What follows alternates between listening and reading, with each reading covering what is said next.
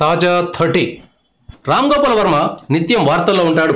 ఒకసారి నిజం చెప్తాడు, మరోసారి అబద్ధం చెప్తాడు.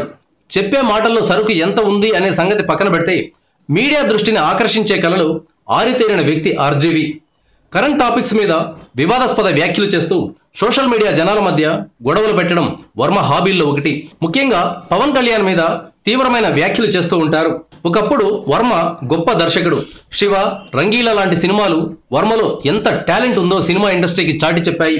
అయితే ఎంతటి గొప్ప దర్శకుడైనా కొత్త నీటిని తట్టుకోవడం కష్టం. కొంతకాలం పాటు ఎదురీదడానికి ప్రయత్నం చేస్తారు, కానీ జనరేషన్ గ్యాప్ వల్ల వెనకబడిపోతుంటారు. అట్రఫ్లాపులను తమ ఖాతాలో వేసుకుంటూ ఉంటారు. వర్మ కూడా ఇలాంటి దర్శకుడే. ఆయన సినిమా అంటే గ్యారంటీ ఫ్లాప్ అనే ముద్ర పడిపోయింది.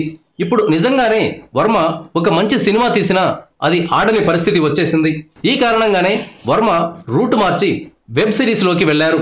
తొడలు, తుపాకులు అంటూ నేరాన్ని, శృంగారాన్ని కలిపి కొడుతున్నాడు. ఇలాంటి పరిస్థితుల్లో ఆయన దృష్టి విశ్వవిఖ్యాత నట సార్వభౌమ నందమూరి తారక రామారావు మీద పడింది.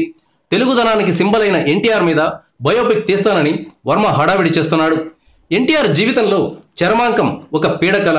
లక్ష్మీ పార్వతి ఆయన లైఫ్లోకి వచ్చిన తర్వాత పతనం ప్రారంభమైంది. ఈ పతనాన్ని చంద్రబాబు చక్కగా వాడుకున్నారు.